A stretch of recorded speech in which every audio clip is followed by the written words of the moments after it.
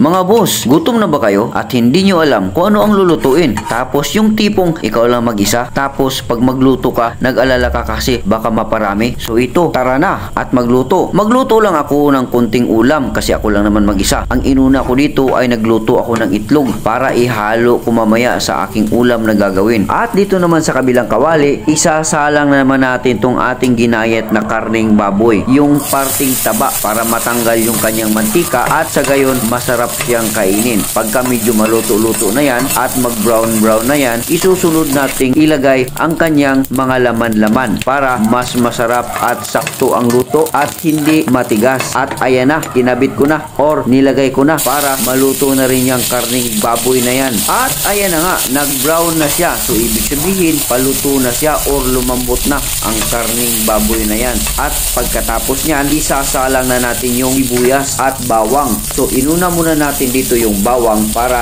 mas maamoy-amoy natin ang sarap at isinunod natin yung sibuyas bombay ang isinunod natin. At dahil ganyan na ang itsura ng ating karning baboy, ay ilagay na naman natin yung karot para mas masarap at mas madali lang siyang lumambot at maluto. Kaya imikos-mikos na natin yan para talagang magkahalo-halo at magsama-sama ang sarap at lasa ng ating mga ingredients. At pagkatapos nyan, lagyan na natin ng tubig para merong sabaw-sabaw tayo ng kuti para hindi naman tayo matuyuan, no? At siyempre, tansahin lang natin ng tubig na sakto lang din para sa ating kakainin ngayong gabi na to para komportable at yummy. At imikos-mikos na naman. At dahil tapos na tayo magmikos-mikos, maglalagay na naman tayo ng toyo. 2 sandok na toyo ang ilagay ko dito para sa lang ang alat. Para kunti na lang na asin ang ating ilagay para mas yummy at sakto lang talaga ang lasa. Tapos imikos-mikos na naman natin yan para talaga namang mahalo siya. At siyempre maglagay tayo ng seasoning. Yung betsin lang ang ilagay natin kasi wala tayong magic rapsa. O kaya imikos-mikos na naman natin ulit yan hanggat sa ma-dissolve ang mga nilagay nating ricados or mga pangpalasa.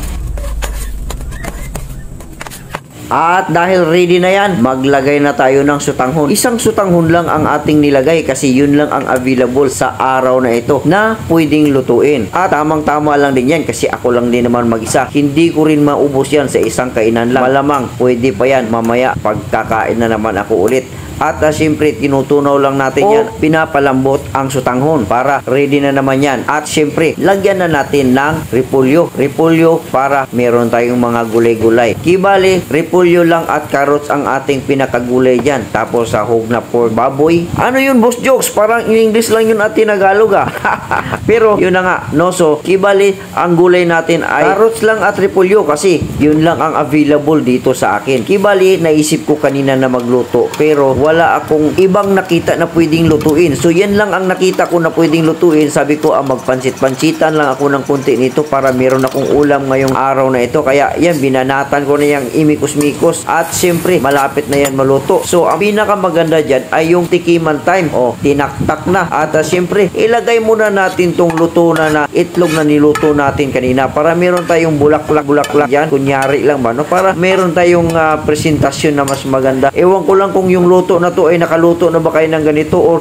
meron bang ganitong luto. Basta maluto lang at may lasa, ayos na. At siyempre dahil luto na yan, pinatay ko na. At siyempre ito ang pinakamasarap dito, yung tikiman time, no? Para malaman natin kung talaga namang masarap ba ang ating ginawa o ating niluto ngayong araw na ito. Kaya tingnan natin kung meron bang thumbs up. Nilasahan ni Jokes MTV. Wow, so ibig sabihin rapsa. Ating ginayat na karning baboy, yung parting taba para matanggal yung kanyang mantika at sa gayon masarap siyang kainin. Pagka medyo maluto-luto na yan at mag-brown-brown na yan, isusunod nating ilagay ang kanyang mga laman-laman para mas masarap at sakto ang luto at hindi matigas. At ayan na, kinabit ko na or nilagay ko na para maluto na rin yung karning baboy na yan. At ayan na nga, nag-brown na siya. So ibig sabihin, paluto na siya or lumambot na ang karning karning baboy na yan. At pagkatapos niyan, isasalang na natin yung sibuyas at bawang. So inuna muna natin dito yung bawang para mas maamoy-amoy natin ang sarap, at isinunod natin yung sibuyas bombay ang isinunod natin. At dahil ganyan na ang itsura ng ating karning baboy, ay ilagay na naman natin yung karot para mas masarap at mas madali lang siyang lumambot at maluto. Kaya imikos-mikos na natin yan para talagang magkahalo-halo at magsama-sama ang sarap at lasa ng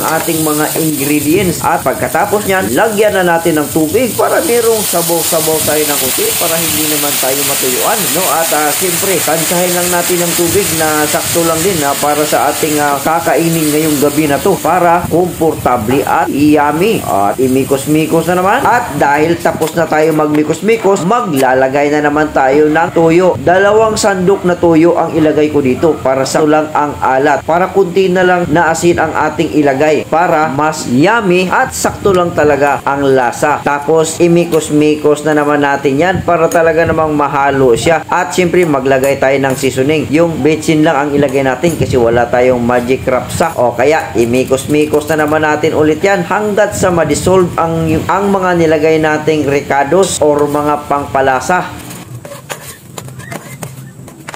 At dahil ready na yan, maglagay na tayo ng sutanghon. Isang sutanghon lang ang ating nilagay kasi yun lang ang available sa araw na ito na pwedeng lutuin. At tamang-tama lang din yan kasi ako lang din naman mag-isa. Hindi ko rin maubos yan sa isang kainan lang. Malamang pwede pa yan mamaya pagkakain na naman ako ulit. At siyempre, tinutunaw lang natin yan. Pinapalambot ang sutanghon para ready na naman yan. At siyempre, lagyan na natin ng repolyo. Repolyo para meron tayong mga gulay-gulay. Kibali, repolyo lang at carrots ang ating pinakagulay dyan. Tapos sahog na pork baboy. Ano yun, boss jokes? Parang in English lang yun at tinagalog Pero yun na nga, no? So, kibali, ang gulay natin ay carrots lang at repolyo kasi yun lang ang available dito sa akin. Kibali, naisip ko kanina na magluto pero wala akong ibang nakita na pwedeng lutuin. So yan lang ang nakita ko na pwedeng lutuin. Sabi ko magpansit-pansitan lang ako ng konti nito para meron akong ulam ngayong araw na ito. Kaya yan, binanatan ko na yung imikos-mikos at siyempre malapit na yan maluto. So ang pinakamaganda dyan ay yung tikiman time. O tinaktak na at siyempre ilagay muna natin tong luto na itlog na niluto natin kanina para meron tayong bulaklak yan. Kunyari lang ba, no? Para meron tayong presentasyon na mas maganda. Ewan ko lang kung yung luto na to ay nakaluto na ba kayo ng ganito or meron bang ganitong luto. Basta maluto lang at may lasa, ayos na. At siyempre dahil luto na yan, pinatay ko na. At siyempre ito ang pinakamasarap dito, yung tikiman time, no? Para malaman natin kung talaga namang masarap ba ang ating ginawa o ating niluto ngayong araw na ito. Kaya tingnan natin kung meron bang thumbs up. Nilasaan ni Jokes MTV. Wow, so ibig sabihin rapsa. Alright, mga boss, kain tayo. Yun, may pansit tayo. Tapos kanin. Yung bahaw, kanin na bahaw. Yun.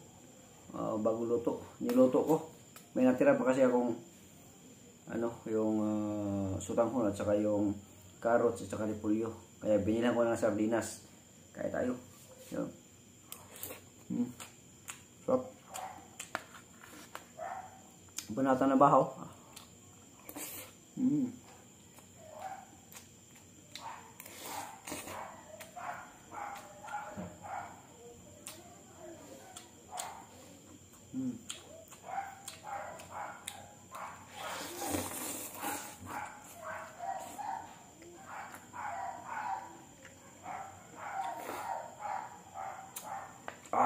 Sarap.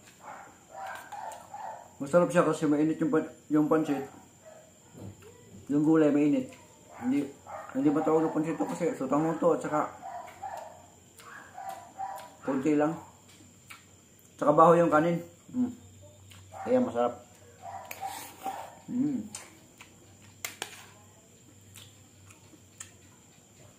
Yan.